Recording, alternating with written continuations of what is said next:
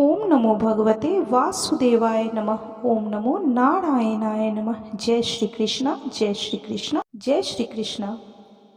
मकर संक्रांति के दिन गंगा नदी या गंगा सागर में स्नान करने की परंपरा है। धार्मिक मान्यताओं के अनुसार मकर संक्रांति के दिन गंगा स्नान करने से 7 जन्मों के पाप भी धुल जाते हैं। इस दिन गंगा स्नान से जुड़ी बहुत ही महत्वपूर्ण और पौराणिक कथा है। तो बंधुजनों, चलिए आज हम मकर संक्रांति के अवसर पर इस कथा को सुनते हैं। तो बोलिए ओम नमो भगवते वासुदेवाय नमः। ओम नमो नारायणाय नमः। जय श्री कृष्णा, जय श्री कृष्णा, जय श्री कृष्णा। मकर संक्रांति के दिन ही माँ गंगा ने राजा सगर के 60,000 पुत्रों को मोक्ष प्रदान किया था। तो चलिए इस कथा के बारे में सुनते हैं कि किस तरह से माँ गंगा ने राजा सगर के पुत्रों को मोक्ष प्रदान किया था। पौराणिक कथा के अनुसार राजा सगर अपने परोपकार और पुण्य कर्मों से 3 लोकों में प्रसिद्ध हो गए थे। चारों ओर उनका ही गुणगान हो रहा था। इस बात से देवताओं के राजा इंद्र को चिंता होने लगी कि कहीं राजा सगर स्वर्ग के राजा न बन जाएं। इसी दौरान राजा सगर ने अश्वमेघ यज्ञ का आयोजन किया।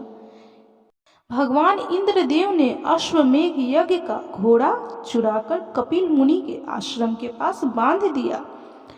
अश्वमेघ यज्ञ का घोड़ा चोरी होने की सूचना पर राजा सगर ने अपने सभी 60,000 पुत्रों को उसकी खोज में लगा दिया। वे सभी पुत्र घोड़े को खोजते हुए कपिल मुनि के आश्रम तक पहुंच गए। वहां पर उन्होंने अश्वमेघ यज्ञ का घोड़ा देखा।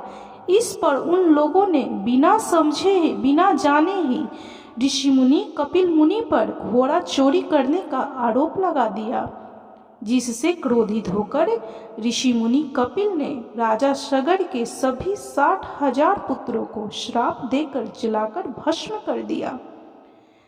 जब इस बात की खबर राजा सगर को पड़ी तो वह भागते हुए कपिल मुनि के आश्रम पहुंचे और उनको पुत्रों को क्षमा देने का निवेदन कपिल मुनि से करने लगे।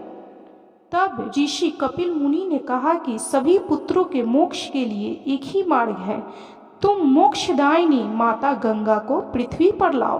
राजा सगर के पोते राजकुमार अंशुमान ने कपिल मुनि के सुझाव पर प्रण लिया कि जब तक माँ गंगा को पृथ्वी पर नहीं लाते तब तक उनके वंश का कोई राजा चैन से नहीं बैठेगा। वे तपस्या करने लगे, घोर तपस्या किए। राजा अंशुमान की मृत्यु के बाद राजा भागीरथी ने भी कठिन तप किया। उनके तप से माँ गंगा प्रसन्न हो गईं। पर माँ गंगा का वेग इतना था कि वे पृथ्वी पर उतरती तो सर्वनाश हो जाता।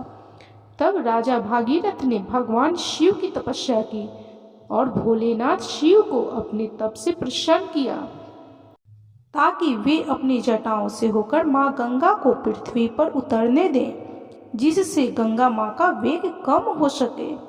भगवान भोलेनाथ शिव का आशीर्वाद पाकर राजा भागीरथ धन्य हुए। माँ गंगा को अपनी जटाओं में रखकर भगवान भोलेनाथ शिव गंगाधर कहलाए। माँ गंगा पृथ्वी पर उतरी और आगे राजा भागीरथ और पीछे पीछे माँ गंगा पृथ्वी पर बहने लगी।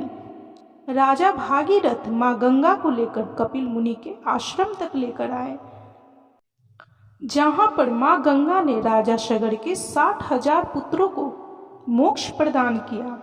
जिस दिन माँ गंगा ने राजा सगर के 60,000 पुत्रों को मोक्ष दिया, उस दिन मकर संक्रांति थी। वहां से माँ गंगा आगे जाकर सागर में मिल गई। जहां वे मिलती हैं वह जगह गंगा सागर के नाम से प्रसिद्ध है। धार्मिक मान्यताओं के अनुसार मकर संक्रांति को गंगा सागर या गंगा नदी में स्नान करने से मोक्ष की प्राप्ति होती है और 7 जन्मों के पाप भी नष्ट हो जाते हैं। इस दिन गंगा सागर के पास बहुत ही भारी मेला का भी आयोजन किया जाता है। तो बंधुजनों, यह कथा आपको कैसी लगी कमेंट जरूर करें और बोलिए ओम नमो भगवते वासुदेवाय नमः। ओम नमो नारायणाय नमः। जय श्री कृष्णा, जय श्री कृष्णा, जय श्री कृष्णा। इस कथा को सुनने से, सुनाने से या आपके द्वारा अगर इस कथा का महत्व कोई और भी सुनेगा तो उसका पुण्य फल भी आपको जरूर प्राप्त होगा।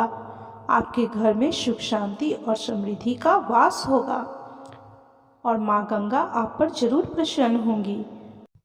बंधुजनों, तो जितना हो इस कथा को शेयर अवश्य करें और यदि यह कथा अच्छी लगी हो तो कृपया लाइक कीजिए, शेयर कीजिए और चैनल को सब्सक्राइब करना बिल्कुल भी ना भूलें।